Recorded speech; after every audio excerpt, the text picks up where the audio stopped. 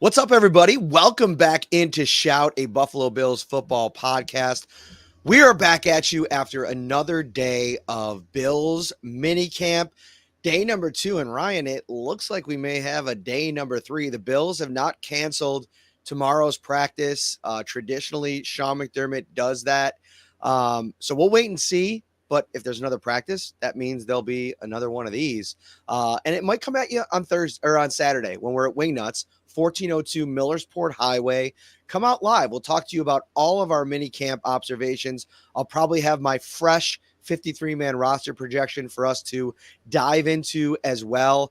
But it's a much different day here. Yesterday was doom and gloom. Today is the sun came out in Orchard Park and around Western New York, and the Bills offense came alive, Ryan Talbot. Yeah, and again, no surprise. Yesterday we sat here and we said really no panic level. We said we mentioned that there's a lot of new offensive pieces. If it's something that continued, then maybe there would be some actual worry. And lo and behold, less than 24 hours after we went live, Josh Allen and company had a pretty good day on the offensive side of the ball. Shout out to Sheila Atkins, one of our insiders. She's watching live for the first time in a long while, so that's very cool. Mark Bouchard, another one of our insiders, getting to catch us live. That's the nice thing about going late. I know a lot of people that can't catch the afternoon shows for a lot of those live kind of get in here live, and we're going to have a fun show to talk about today. Speaking of the insiders, I have a ton of wide receiver clips that I have not sent out yet, and I purposely waited till after our show to give everybody one last chance to get in on that 2-week free trial. 716-528-6727. Become a subscriber, 2-week free trial. You're going to see the sights and sounds of practice today, and it's looking like we're going to get another practice tomorrow. But I want to start with this wide receiver core, Ryan. We talked about the doom and gloom yesterday, the worrisome situation with the fact that we've spent a couple weeks here, and the one guy that we keep talking about is Chase Claypool. Well, we have another guy to talk about today, and that's KJ Hamler, the speedster, the former second-round draft pick who ran around a 4.3, 4.35, somewhere in that range back. I think it was at his pro day. Big-time speed, smaller receiver. And I titled this video, could Josh Allen have a diamond in this speedster wide receiver? And if you're just judging by this play today, you see the possibilities of Hamler in this offense. We're going to kind of go through the depth chart, how this thing stacks up in a moment, and maybe on the other side of things, maybe a couple of receivers that didn't have a good day. But for Hamler, let me take you through this play. 11 on 11, Josh Allen and the offense come out, and they're firing. Like you could tell from individuals, the ball was zipping around a little bit differently. Receivers were running their routes a little bit differently. The loudest guy out there, Mac Hollins, you can hear him every time. You can probably hear him driving by the stadium. If you're going to take a peek at the stadium they're building across the street, you probably hear Hollins while they're practicing. Dude's loud. Like he's got energy. He's boisterous. You could sense a different energy. They get out on the practice field and boom, 11 on 11 starts, and it's bink, bink, bink, Coleman, Marquez Valdez-Scantling, Dalton Kincaid, Dawson Knox, bink, bink, bink, completion after completion. I think he went 4 for 6 in that first period. And the exclamation point was a 50-yard bomb to KJ Hamler, where it's like, this is what Brandon Beane was talking about when it's about the excitement that he could bring to the offense. He's got to stay healthy. We know all those parts of it. But one-on-one with Rasul Douglas out on an island, KJ Hamler blows by a veteran cornerback, one on this roster, gets past him. The ball is dropped in a bucket. Perfect pass. The mechanics look good, Ryan. I mean, in this pass, at least, it was a really good throw. Hamler makes the catch, secures it at the, right before he went out of bounds. And in a day yesterday where guys like MVS, Tyrell Shavers dropped some deep balls, that had to be a huge confidence booster for Josh Allen. Yeah, absolutely huge. And absolute confidence booster for KJ Hamler, too. Let's not forget, this was a former second-round pick who had some production as a rookie in his career, but he's also dealt with a lot of injuries that have kind of hindered his development in this league. And to the Bills' credit, they were able to add him to as a to a future reserves deal at the end of the year, sign him to that contract, and bring him in, give him a look. And you mentioned it, blazing speed. He ran a 4.27, Matt, at 40-yard dash back at Penn State before the draft. So he has that speed that, if you remember, Brandon Beane talked a lot about the need for speed in this offense before the draft, before they took Keon Coleman, before they kind of pivoted away from that. Hamler has that speed, and they have some other guys that they've brought in. They have some decent speed as well via free agency, via UDFA players that they've added after the draft. But Hamler has special speed at 4.27. So if he can stay healthy, if he can become a deep threat and make a few other big time catches down the field at training camp this summer, it's going to bode well for his chances of sticking on the end of this roster. And, with that speed too, who knows? He could be a kickoff, punt return option. There's a lot that you can do with speed like that in these new rules. So Hamler making a big catch like that is huge for him as well. So you look at this depth chart, right? And the guys that, you think are going to make the team: Coleman, lock; Shakir, lock; Samuel, lock. You got to throw, I think, MVS in as a lock or close to a lock just because of the $2.25 million. I know I said recently, like, the Bills are eating 31 million. What's another 2.25? But I don't know. Just the way that they talk about him, the way that him and Josh Allen are already kind of developing a rapport. I kind of have him on the roster. So then it's like you have a collection of 4 receivers at that point: Hamler, Claypool, Shorter, and Shavers. And I think that, like, those 4 guys are battling for 1, maybe 2 spots. And so that's really challenging. I put out to the insiders today, I think the Bills are going to keep 7 wide receivers. And right now, I have Hamler and Claypool on the green side of that line and getting in under, and that means cutting Shorter and Shavers. Shavers, a guy that Brandon Beane has been very high on, has spoken highly of all this offseason. Justin Shorter, a 5th-round draft pick last year. You might just have to take your chances about getting those guys back on the practice squad. I think Shavers, you can get them there easily. Between the 2 of them today, Ryan, 3 drops. And it's not just about today, but it's like, it's the kind of drops. It's like, this is the time of year where you're trying to develop chemistry with the quarterback, Right. build confidence. If you get an opportunity with Josh Allen, and I'm not saying that they did, I can't remember who the passes were thrown by. I'll look it up here right now and let you know, but I don't think it was Allen. Incomplete passes are one thing. Drops are a complete other thing. Drops are very frustrating for young players trying to make an impact, trying to show that they belong on this roster. And, you already mentioned the Colemans, Khalil Shakirs. Mac Hollins needs to be in that list of guys that are locks for this roster, Curtis Samuel. So there's 4 right there. That makes it so tough for these younger players in terms of when you have guys showing up and playing well, like Hamler, like Chase Claypool. It limits their chances, and these drops are going to count against them in the grand scheme of things. Obviously, there's still plenty of time for them to have a big training camp, put on a show there, stack together some consistent practices. But as you said, right now, it's hard to have them on the right side of the roster bubble when there's other players outperforming them. Yeah, I think it was Trubisky on the throw to Shavers, and it might have been Trubisky as well to Shorter. But those are 2 guys that, unless you're going to play special teams and be a standout on special teams, Claypool has an advantage against Shorter because he's already done it. Like, he's already played special teams in the league. He's a veteran. I think that you kind of put those 2 guys in a battle against each other. I think Shavers, even if he has a great preseason, and we're talking about, maybe a touchdown or something like that, it's still going to be a little bit of a tall order for him to beat out some of these other wide receivers, as it feels like everybody's kind of fitting into their roles. Yeah, and it's okay for, Shavers. Like you said, I think he's someone you can definitely get back on the practice squad this year after being a UDFA 1 year ago. Justin Shorter will be the really interesting name. Bills take him on day 3 of the draft. If other teams had draftable grades on Shorter and they're looking for some bottom of the roster depth, he might not be someone that can make it back to Buffalo. He could get claimed. He might just look for a different opportunity as well on a different practice squad. But, those are the risks that you take when you bring in a lot of competition, whether it's at, wide receiver or any other position on this team.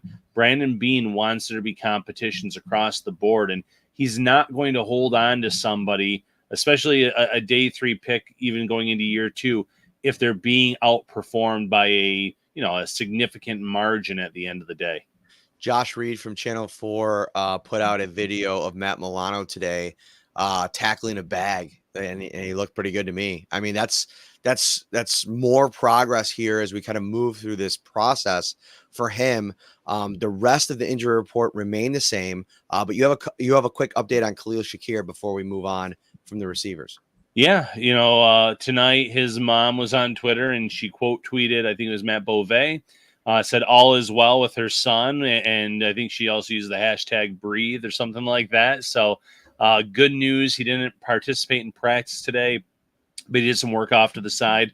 She kind of came on tonight and said he's okay. It sounds like the Bills dodged any kind of bullet in terms of a significant injury to a receiver who, by all expectations is going to have a large role this season. Mm-hmm. Let's flip over to the defensive side of the ball. There are 3 players I want to specifically talk about from today's practice, and then I want to talk about the punter competition. Yeah, which we got ourselves a punt-a-palooza, Ryan Talbot, in more ways than one, and we'll get into that in a few moments. But defensively, it's something I forgot to send along to the insiders, but Von Miller recorded another sack today, continuing his progress that he's kind of built up over the OTAs period. Has had a couple of really strong practices. You take a couple looks at a few of the pictures that are out there on him, and he looks healthy. He looks bigger. He looks like he was able to go through his full training regimen this offseason and looks like ready to kind of make an impact. He worked against Ryan Vandermark for the sack that he earned, as Spencer Brown still kind of just works in the individual portion. He's not participating in the team stuff quite yet. So a tough matchup for Vandermark, but one that, is going to pay dividends for Vandermark when you get to the preseason. Yeah. You get all of these reps against a Von Miller. I also want to stay on the defensive line and say, a guy that I keep seeing him when you watch a practice and you see guys move. I think we talked about this with a couple players recently. Sometimes you see a guy like run a route or hit a bag or, just rush off the line like I did today, and they stand out to you. This guy stood out to me a couple times. His name's Branson Dean, UDFA. The Bills signed. He had a sack today, and it was impressive in the sense that 2 guys, Keaton Bills and Kevin Jarvis, created a wall of a double team right in front of him, and he split it like they weren't even standing there. And then those are the kinds of moves, especially without pads on, where you're like, there's some real power there. He's a guy that I'm going to be very interested to watch once the pads do come on. And it may be like a live name, like the next Eli Anku is somebody that the Bills could kind of develop on their practice squad. He's having a really good spring. He's played against some good competition as well at college. He was at Miami last year. He had been at Purdue before that, had been a pretty productive player. That obviously helps. And now, coming over into the pros as a UDFA and making plays or, little splash plays here and there is going to bode well for him. Uphill battle in terms of making the main roster, but priority practice squad type of player. Maybe someone that surprises. There's always 1 or 2 names at the end of the summer that you go back and forth on in terms of, are they going to make this roster? I remember a discussion last year on Cameron Klein, for instance, in terms of, was he going to make it? He didn't end up doing it. Andy Isabella. There's always a few guys that show up. So if Dean can show up at training camp and make some of these plays too, he could put himself firmly into that roster bubble conversation. Yeah, and there's just so much depth. There's guys that can play inside, outside as well. So I think to your point, it's going to be a real challenge for him to make the roster. But we've seen, this team has had so many players that have played valuable snaps. Like I feel like if you do position group by position group, defensive line, I feel like they go the deepest into their depth pool every year at that position. Yeah. Like we get to the end of the season and you're looking at guys like, I think of a guy like Justin Zimmer, who had a huge role for them, played on the practice squad for years. Anku, Brandon Bryant was somebody that was here for a while that they really tapped into. So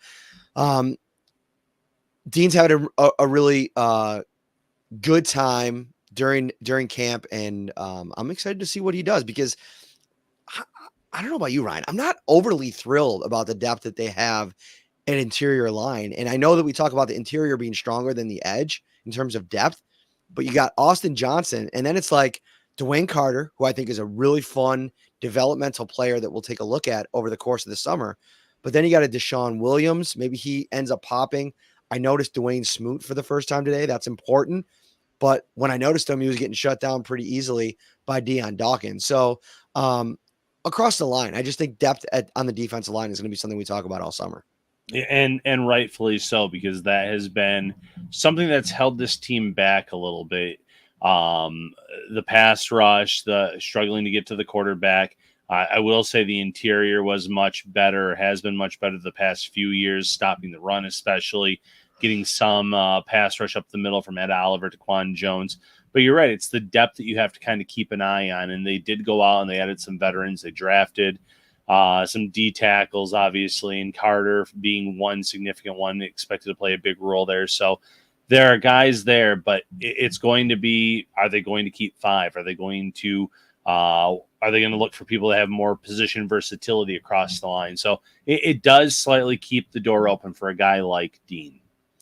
I put it off till about halfway through the show because I didn't want to lead with Kyer Elum again today, but dude is having himself a spring, and he had moments last year, but it never felt like it was consistently hitting for him. And obviously the injury that happened in the summer really hampered him throughout the year. Rasul Douglas even mentioned it when he spoke to the media today, which, by the way, he just as a habit does not attend OTAs. Like, there was nothing to him opting not to show up. It's just that's a period of time where he's kind of still in his downtime, like recovering from the season, enjoying the last bit of time he has off, shows up for mandatory, gets the small break again, shows up for training camp.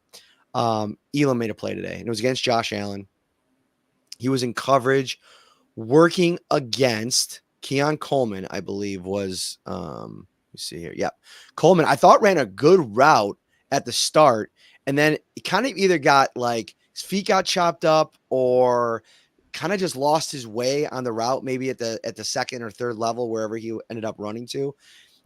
He kind of fell, and as soon as he fell or tripped, Elam read it, jumped in front of the play, intercepted it, and would have taken it back to the house for 6, running through guys left and right. You saw Jamil Adai, his cornerbacks coach, go flying down the field to celebrate with him. You saw Sean McDermott come over to him after the play to dap him up.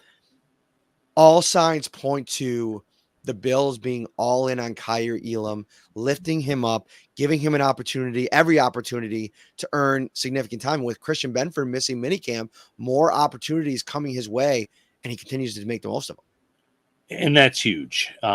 We talked about this year being a make or break year for Kyer Elum, and injuries have played a role in terms of things not necessarily panning out thus far in his career, not necessarily being a perfect scheme fit out of the gate. Bills being extremely zone heavy early on in his career, and that wasn't something that he was accustomed to doing in college. Now he has a few years in. He has a new coach that really seems to be open to Elum playing a pivotal role, even as a first guy off the bench type of player, or potentially, hey, this guy could end up in season if he continues to practice the way that he is now. Maybe see a boost in his play. We've seen that in Buffalo where they rotate guys on the outside, and they have, 3 guys that they might consider as quality outside cornerbacks. So for Elum, back-to-back practices with interceptions, sounds like he's probably practicing with a lot of confidence right now. Having your position coach, your head coach dap you up, it's probably just a complete 180 in terms of what he's kind of felt the last few years. Not that anyone's been against him, but just the bad luck with the injuries, the over physicality at times, causing him to get yanked, whether it's in game or even over the summers where we've seen him kind of put on boxing gloves and things like that throughout early on in his tenure. This has to feel really good for him. He's going to keep building that confidence up. So I'm interested to see where this leads in training camp and does this lead to him getting more playing time than maybe we anticipated this season? So I mentioned Coleman, a little bit funny at the end of his route there. He had himself probably his best practice since the Bills drafted him. He showed off a lot of his, physicality, his speed, his hands. Like that's one of the things that we've talked so much about since they drafted him. He is so reliable. One of the other highlights from practice today was an absolute dart from Josh Allen, probably 20 yards down the field on the left sideline, one of the hardest throws in football to make. And I was standing next to Josh Reed, and he made the comment, it's like, he buzzed that ball by the ear hole of Rasul Douglas's helmet, and it went right by him. And Coleman had to kind of sit back for a second to see where the ball was going to go. When he did, he had to adjust and reach back to grab this ball. It was a sensational catch. Got the juices flowing on the offense once again. And it was just another part of that session where the Bills were, completed 4 of 5 or 4 of 6 in their first session. Marquez Valdez-Scantling had a nice reception in between coverage by Taylor Rapp and Douglas. Then on that second one, before the Elum interception, Coleman makes that spinning reception that was just really good. And the Bills offense just found continuity that way. Guys were making big plays.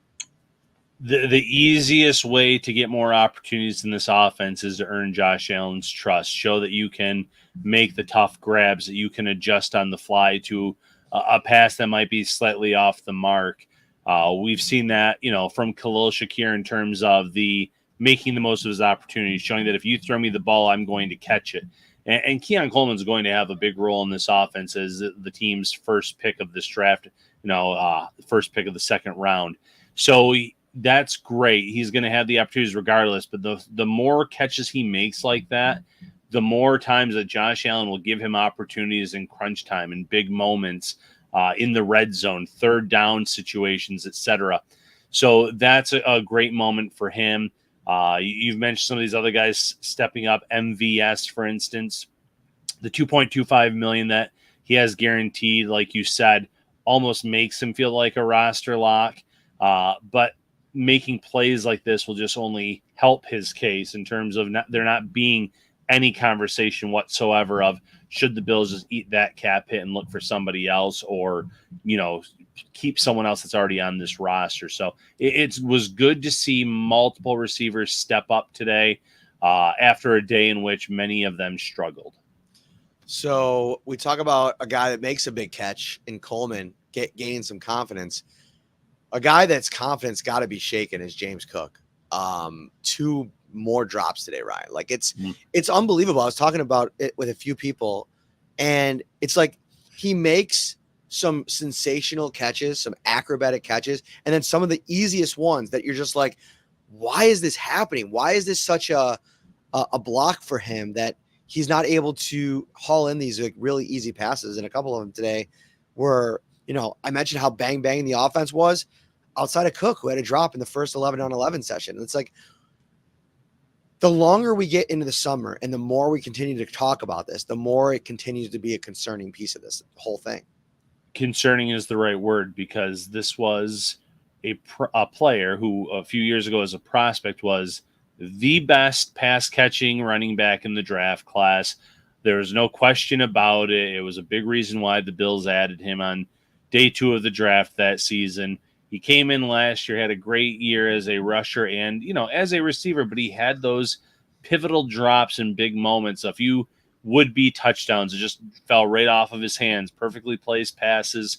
And if that continues now, he'll still have a role in this offense. There's no doubt in my mind about that. But it opens the door for a Ray Davis who already can block. That's one of the big things that hold rookie running backs back, in my opinion, in terms of playing time. There's no doubt in my mind this guy can block. He did it a lot in college. He has the frame, the build to be a great blocking running back. He can catch the ball. He can run hard. And then we know this team is also high on Ty Johnson. The Bills have not shied away from putting players, I don't want to say in the doghouse, but that might be the right term. At times when they make a play like that, they yank them for a few series. James Cook is a great player, but if those drops occur this season, they have guys on the bench that are capable of stepping in for a few series and kind of sending a message to him like, we can't have this. We can't have you dropping these big plays where we're counting on you to be one of our main contributors this season after moving on from Stephon Diggs and Gabe Davis. They need him to be great. And these drops, which is, we've seen already this season in the spring and now, it's certainly frustrating and something that we're going to monitor during training camp. Speaking of training camp, you're going to want to become a Shout Buffalo Bills insider right now. Don't wait any longer. I'm going to drop a couple more late night videos here to the insider text line. So if you sign up right now, you are going to get them. And the Shout Insider text line is brought to you by Carrie C. Beyer, attorney with the law offices of Francis M. Litra, located at 237 Main Street in Buffalo, New York. If you or someone you know is seriously injured, give Carrie a call or head over to litrolaw.com. And to become an insider, you text 716-528-6727 or go to joinsubtext.com/shoutbuffalobills. All right, final conversation point, Ryan. I think we got to talk about what's next. The specialists? Puntapalooza. I'm ready. I've been waiting. Somebody said in the comments that maybe it's Hold-a-Palooza, which would be maybe a better way to describe it. And today, Sam Martin got his opportunity after UDFA rookie Jack Browning got his chance 2 weeks ago, I believe. Bass went 7 for 7 on his kicks 2 weeks ago with Browning holding. Ryan, today Bass went 3 for 7 with Sam Martin holding. Extremely worrisome. And it was probably a big reason that the Bills had re-signed Matt Hawk before, the draft or had him in here. I know he's no longer on the roster, but they wanted to probably look at how does Tyler Bass kick with holders that he trusts. And he did trust Matt Hawk. And maybe Browning is someone that is doing something that helps Tyler Bass out. And for whatever reason, it's just not meshing with Sam Martin. So this is something that will definitely play a role in determining who the punter is going to be on this team. Browning is interesting. He also has kickoff experience, Matt. With the new rules this season, the new kickoff rules, the Bills might not want Tyler Bass taking hits, being tackled, or trying to make tackles, leading to injuries to their main kicker. That's another kind of little check mark that goes in Browning's box over a guy like Sam Martin. So if he can handle kickoffs, if he is the better holding option, and all things are kind of equal in the punting competition, because, listen, Sam Martin had some really nice moments. He also had some, underwhelming type kicks later on last year. The UDFA might end up winning this job. It'll be interesting to see the next time Browning gets an opportunity as holder, if Tyler Bass is making all of his kicks, or maybe this is something where if he struggles with both, there might be a Tyler Bass problem that we have to talk about later this summer. Ooh, setting up a little drama. I like it very much. My voice is about gone. We're going to close this up right now. We'll be back on Saturday. I'm going to drink a lot of tea for whatever reason, a lot of baseball the last week or so. So I think I'm losing my voice. But we'll be back on Saturday live at Wingnuts, 1402 Millersport Highway, 6 p.m. Come out, have a couple drinks. Mark's in the comments. He will be there with his wife. So that's going to be a great time. For Ryan, I am Matt. We will see you then live on Saturday from Wingnuts. Take care, everybody.